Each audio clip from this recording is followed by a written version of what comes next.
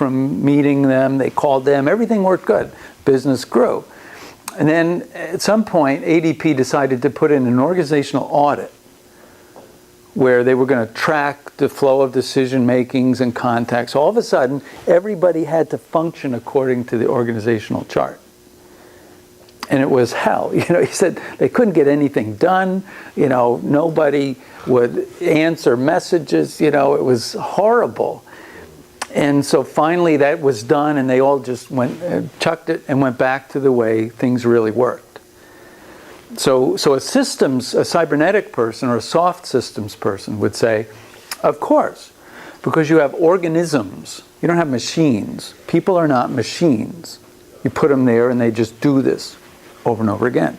They have feelings. They have relationships. So you put people together and you say, organize yourselves to accomplish this task. And people know how to do that. They can do that. And so there are companies that are structured that way. The Gore-Tex company, the people who make that material, they have a reputation for this, that they hire you and without a job description, except to have fun and make money. So you come into the organization and you find things to do with people. You walk around, people teach you what they're doing, you learn stuff. Now you've got to be a certain kind of person to work in this, you know, and there's a lot of pressure from each other to produce, because if you produce, we all win. But this is an example where they allow the system to adapt, to not be locked into a structure, and then good things happen from it. So one of the stories from Gore-Tex, Gore Company, was that a guy worked at A.W. Gore Company, was playing golf with a doctor. The doctor was complaining about the stents that they use in heart surgery and the way that they would get buildup of plaque on them. And so he thought, gee, I wonder if our material, you know, which is pretty resistant, would work for stents. So he went back, he talked to some people, they worked on it, they created, now there's a whole industry around this person's, the serendipity of that event, that he was free to do this. Google, I think, does this as well. And Apple, they give people a certain amount of your day, your week, and they say, this is creative time. Work on, what's that? 3M does it too, right. A certain amount of your time is work on something, some idea you have. Find some other people and work on it. And there are cases, I can't remember them right now, but where those things have become major Post-it notes, yeah. And all of a sudden it's a huge thing in the company because the system allowed room for self-organizing to take place. Instead of saying, you will do this, and you will do this, and you will do this, and that's the way it'll go around here. So people would then, in those situations, they would talk about being hired hands. Because you didn't hire a thinking human being, you hired hands to do something. We don't want you to think, don't want you to be innovative, don't want you to be creative. Just do what we tell you to do. So from an organizational perspective, soft systems theory, people like Senge and others say, and general systems theory says, living organisms will organize themselves in an effective way to generate a result. And so you want to, companies then have to balance off this structure, rational structure versus the DNA of people and relationships in order to get their work done. So you could talk about the whole management theory progression, where management theory went from the scientific to the human relations model. And then, gosh, where are we at now? We're kind of in the network stage now, where you try to let people do the work in their way. You don't micromanage people. You give them a sphere. You tell them you can do this. You can do. Don't go past these limits. Don't spend more than this. Don't do this. But within that, you organize yourselves however you want, as long as you get the results. So it's versus a micromanaging. kind of a thing. So that's the autopoiesis idea, that a system will generate the structure it needs in order to survive. Was the rationalizing at one time seen as, a crazy new idea? Yeah. Well, you read the French article, right? We read the France article about the canals and the, yeah, that was a rationalizing of the system. Mm-hmm. We will create railroads and channels so that everything can flow.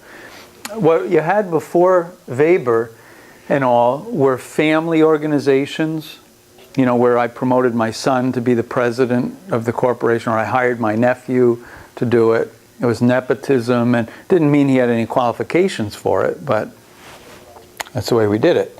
So Weber was radical in that he said, no, the head of your organization should be someone with the talents and ability to lead your organization.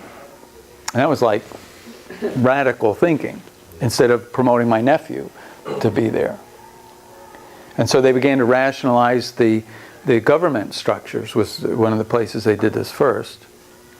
And which meant that you had a lot of people organizing things who were qualified, and they sat often at desks, which in French, I suppose, is bureau. And so you had these huge things full of people at desks, which became bureaucracies, deskocracies, And so the idea of a bureaucracy is the idea of all these people who have these qualifications and are structured rationally and in order to do things. And they're all ideally supposed to have the qualifications needed to function in that role. Yeah, so it was a radical departure from nepotism. And it succeeded to some degree. But it also had liabilities. This functions very well in a stable environment. But it's highly regulated, it's very efficient. Highly efficient. Where it falls short is in a chaotic environment or a changing environment, because it cannot adapt, which is the Darwinian general systems theory idea. I was just thinking that maybe this is why the state institutions are more bureaucratic and value hierarchy and value positions more than organizations and profit, where the market is changing and shifting because there's competition, whereas for the army or for the government there will never be competition, so this is why they function more Maybe. bureaucratic and could be. Stable. Yeah. I don't know. The military, though, for instance, is shifting away from this. Yes, I've read some. Because what they're finding is that we're engaged in network warfare now, not huge armies against huge armies in structured battles. We have all these little cells and little self-organizing networks. And so we have to adapt our military behavior to have highly informed units, highly resourced units that are flexible and can gather when they need to, can disperse when they need to. In fact, I haven't read this recently, but I think it was called a swarming strategy. That we're all distributed, we're all highly mobile, we're all connected by computers and communication. And when something happens, we swarm together, we form the structure we need, we do the thing, and then we disperse again. And then we put ourselves together in another way for another purpose. And then we disperse again. So it requires highly educated, highly connected units. So, yeah, so. But if you structured your army this way, that was great. If you were dealing with an enemy who was highly structured and would do that. But I mean, this is the story of the Maginot Line in France in World War I is kind of like an example of this, right?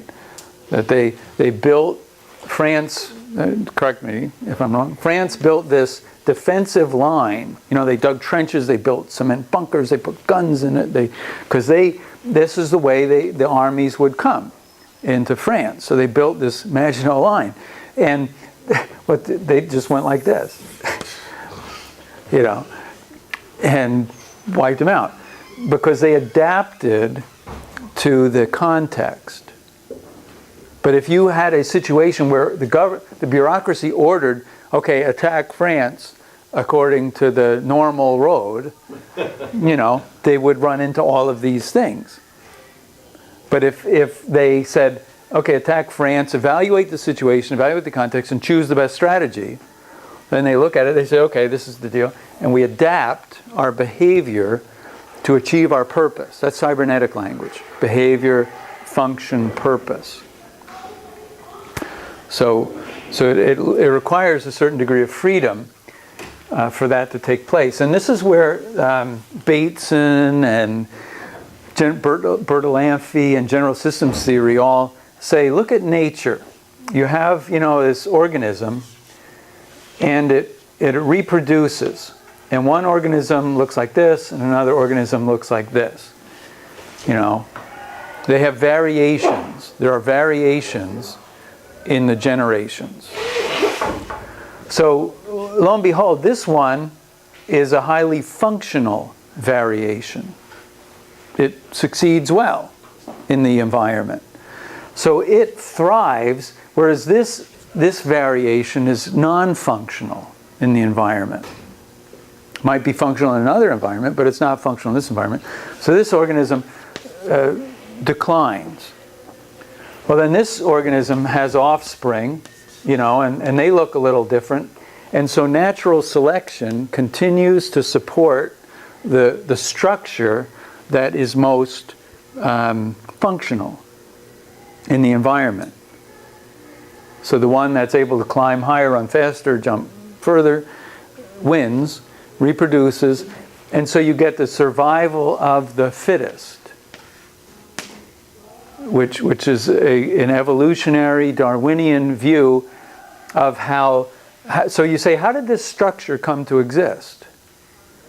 You know, how come that bird looks like that bird looks? Well, Darwinian explanation is that bird is a process of a long series of selections and retentions of changes that were found to be functional.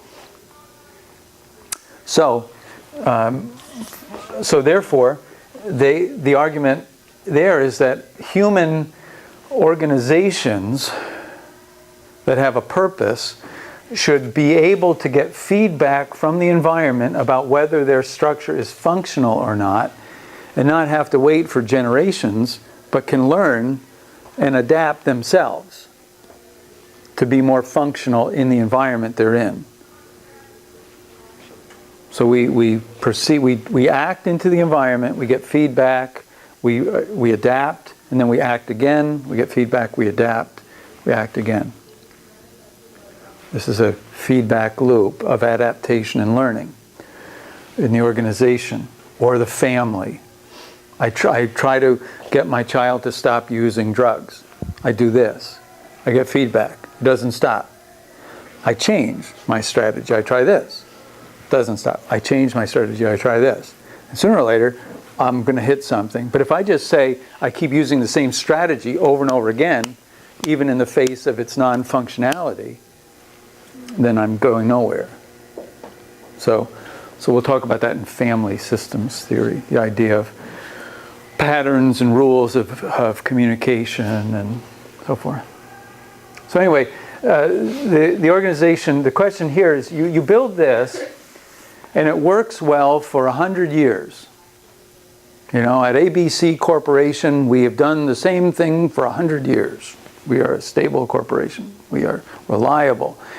Well, all of a sudden, 100 years go by, and all of a sudden the environment becomes chaotic. There's global competition, there are new methods of manufacturing, there's, you know, all kinds of things go on. And ABC Corporation says, well, you know, it worked good for 100 years, we'll keep doing it, you know, and we'll keep doing it. So they keep going and going, they keep losing market share, but they just say, well, but it worked. We got to do it harder. We got to do better what we do, you know. So it starts to try to continue to perfect what it does. And in the end, it dies because the environment doesn't support it anymore. So instead of doing the same thing harder, right? Which is like the family with the, I tell my son, stop taking drugs. He doesn't stop taking drugs. So I say, stop taking drugs. I try it harder. I try the same thing harder. And then I try it harder and harder, thinking it's going to work. And it doesn't work whether I do, I've got to change what I'm doing. So the corporation has to stop saying, okay, do this harder, be more efficient, hire better people. The organization needs to say, wait a minute, maybe we're doing the wrong thing. Maybe instead of doing the right thing harder, we need to figure out what we need to be doing differently and do that. And so this was like the train and about railroads, as long as railroads thought they were in the railroad business, they did one thing. Once, if they could start to think of themselves in the transportation business, then they could realize that trucks are coming in, so we would shift, or we combine them. But as long as we think we're in one business, we do that. So the argument today in the business, or at least up until 2001, the argument was that we're in a rapidly changing, chaotic global environment. We need to restructure ourselves continually to be an adaptive learning organization. I'm not sure, I still have to get at research on this. I feel intuitively, and this is not research or anything, but I feel intuitively that after 2001, organizations hunkered down and they took such a hit in the September 11th thing that they gave up on a lot of initiatives. I know a lot of people who are consultants to corporations, and they just like, we're anxious, we're afraid we're going to just stabilize, we're going to do what we do. So I have to research that yet, but we may be coming out of it. But that's a whole question of anxiety and systems and how systems respond to anxiety and fear. So, any thoughts or questions so far? It's kind of a rant on cybernetics. So, any thoughts? Does that make sense? Are we learning some language? Learning some analysis of ways to look at things? So we'll come back and then we'll start to talk about family systems. We'll talk about Weick and his organizational theory. We'll talk about coordinated management of meaning, which is a real good theory, I think. And so let's take a break, huh? Break for 10, 15 minutes.